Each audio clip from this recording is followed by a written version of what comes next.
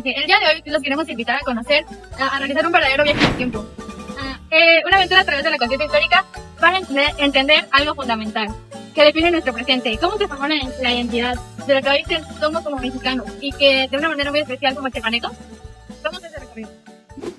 Muchas veces nos han enseñado que la historia consiste solamente en memorizar listas de hechos importantes o personajes que vienen en los libros o libros de texto, pero la realidad no es así. La historia vive en nuestro alrededor, en nuestros familiares, tradiciones y comidas que necesitamos todos los días, o también en las lenguas originarias de nuestro estado que aún permanecen. A lo largo de ese trayecto audiovisual, dejaremos de lado las visiones simplistas para explorar con toda claridad nuestros primeros orígenes prehispánicos, el doloroso y caótico choque cultural de la conquista y la profunda herencia colonial que nos llevó a la sociedad virreinal. Todo eso lo construiremos con base en los conocimientos desarrollados que vimos en las investigaciones de la clase. Para comenzar nuestro viaje tenemos que mirar hacia atrás, mucho antes de que los exploradores y conquistadores europeos pisaran un pie sobre las tierras. El territorio actual de Chiapas no estaba deshabitado, al contrario, era un impresionante mosaico de culturas magníficas. Por ejemplo, en la selva y los valles orientales florecieron los mayas de periodo clásico, quienes construyeron majestuosas ciudades con piedra como Palenque o Toniná y destacaron mundialmente por sus avances en los conocimientos en astronomía y matemáticas. Por otra parte, las regiones frías de los Altos estaban habitadas por los pueblos de herencia maya, como los Osiles y Centales. El Soconusco estaba controlado por los mames, ricos productores de cacao. Y toda la depresión central, junto con las montañas del oeste, le pertenecía a los Opis. La cultura pacífica y comercial es sumamente artesanal. Sin embargo, el equilibrio del centro de la región cambió por completo con la llegada de una nueva etnia, los chapanecos, también conocidos como la cultura soquitona. Imagínense que los chiapanecos en parentesco lingüístico con los mayas y con los otros. Ellos venían de una larguísima migración desde Centroamérica y era un pueblo militarista vigoroso. Entre los siglos VI y XII irrumpieron de forma violenta en las tierras fértiles alineadas del río Grijalva, iniciando una guerra de conquista que imponía a los bloques hacia las montañas del norte y del oeste, quitándoles por completo el control de las zonas centrales. El grupo guerrero fundó su imponente capital en Toctona y se convirtió en la fuerza más tenida de la zona, tanto que en el poderoso imperio azteca logró conquistar las ramas. Lo más maravilloso es que este pasado tiene una continuidad directa en el Chiapas de hoy.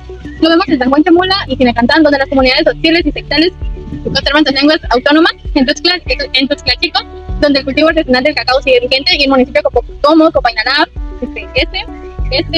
y en Chiapas de Corzo y el majestuoso Cañón del Sumidero son recordatorios geográficos de la valentía de los indomables chiapanecos.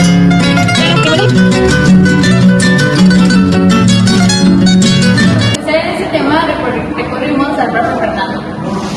Profe, ¿qué cambios hicieron los chiapanecos en los pueblos de la depresión central cuando tenían el poder? Pues mira, establecieron muchos asentamientos, pusieron muchos pueblos como cabeceras para que pudieran llegar de distintos lugares a ejercer posturete, comercio, etcétera, y sobre todo para empezar a tener cierta independencia de los países que estaban alrededor de los chiapanecos. Recordemos que somos mexicanos ahora sí que por decisión.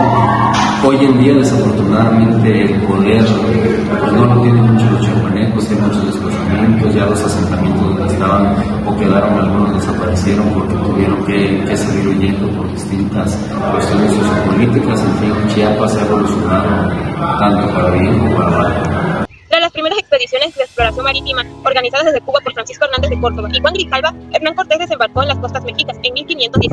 Esto dio inicio a una intensa campaña militar que culminó con la caída de la gran capital mexica, Tenochtitlan, en 1521. Pero aquí cabe una pregunta muy importante. ¿Cómo pudo un grupo tan reducido de soldados españoles derrotar un imperio militar tan vasto? Para entenderlo sin caer en explicaciones simplistas, debemos ver que fue un proceso multifactorial. La principal estrategia de Cortés no fue la fruta, sino la diplomacia y las alianzas políticas con los pueblos indígenas. Él supo aprovechar el enorme descontento de los pueblos indígenas sometidos por el imperio mexica, sumado a miles de guerreros tlaxcaltecas y tempoaltecas a En este complejo tejido de negociaciones, la comunicación fue fundamental gracias a personajes claves como Jerónimo de Aguilar y Marincín, la astuta Doña Marina, quienes sirvieron como puentes lingüísticos e intérpretes.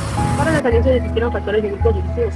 El elemento más devastador de la conquista fue la terrible catástrofe demográfica provocada por enfermedades europeas como la viruela, el sarampión y la peste.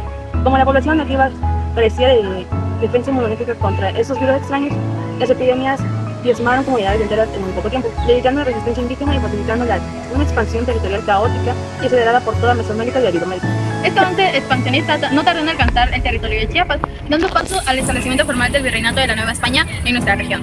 Someterla a las tierras de la provincia chiapaneca requirió duras campañas debido a la geografía difícil y la bravura de los defensores nativos. Una vez impuesto el nuevo orden colonial, el paisaje físico y cultural se transformó radicalmente en la propiedad comunal indígena, suplantada por la propiedad privada y las haciendas, reconfigurando la vida humana en torno a nuevos centros de producción agrícola, ganadera y minera, que conectaron el comercio regional con las redes de economía global. Con la consolidación de la época virreinal, la Iglesia Católica asumió un rol central en la organización de la vida cotidiana, la educación, el arte y la economía novohispana, mediante el mecanismo del regio patrón. Los reyes españoles coordinaban las decisiones eclesiásticas. La inmensa labor de la evangelización inicial recayó sobre el clero regular a través de los órdenes mendicantes como los franciscanos, agustinos y jesuitas. Pero el sureste mexicano, y con una fuerza institucional impresionante en Oaxaca y Chiapas, fueron los dominicos quienes lideraron por completo la administración y la enseñanza. Imagínense la labor de los frailes dominicos en nuestro estado. Aprendieron las lenguas nativas, tradujeron doctrinas cristianas y edificaron complejos conventuales formidables que hoy en día siguen siendo símbolo de la arquitectura regional. Como la conversión a una religión monoteísta era compleja, los frailes introdujeron cantos, danzas y obras teatrales llamadas autos sacramentales. Al asemejarse a los antiguos rituales nativos, se produjeron un profundo sincretismo religioso. Es decir, los pueblos originarios no perdieron su identidad, sino que reinterpretaron la cosmogonía occidental desde su propia cosmovisión, creando una cultura híbrida y original. Este sincretismo por todos los cimientos de la sociedad, la cual estaba rigurosamente estratificada a través de una pirámide social basada en el origen étnico y plasmada en el famoso sistema de castas. Aunque la pureza de sangre peninsular garantizaba los puestos burocráticos más altos y generaba grandes desigualdades, la sociedad real mostraba dinamismo y movilidad. Los 17 y 18 nació un fuerte orgullo criollo. Los hijos de europeos nacidos en América, al sentirse desplazados por los nacidos en España, los criollos comenzaron a estudiar e idealizar el pasado prehispánico, adoptando las grandezas de las antiguas culturas indígenas, como su propio patrimonio histórico, fundamentar su derecho político a gobernar esta tierra. El símbolo máximo que unificó a esta sociedad pluriétnica, bajo un sentimiento de pertenencia común, fue, sin duda, la Virgen de Guadalupe. El hecho de que se manifestara en el Cerro del Tepeyac, lugar donde los indígenas adoraban previamente a la deidad Tonantzin, que su imagen tuviera rasgos marcadamente mestizos y que el relato del Nicanor dignificara la figura del indígena, Juan Diego permitió que criollos, mestizos y nativos compartieran una misma identidad espiritual. Toda esa estructura colonial sigue latiendo con total fuerza en nuestra cotidianidad actual. Se manifiesta vívidamente en las ferias patronales de los municipios de Chiapas, en las técnicas artesanales de bordado, en la gastronomía sintética y en festividades tan arraigadas como el famoso maratón decembrino Guadalupe Reyes. A continuación, la siguiente pregunta. ¿Cómo mezclaron los frailes las costumbres de aquí con las de España? Ok, pues recuerden que España lo que vino a hacer es imponernos prácticamente cultura, religión, costumbres, etc.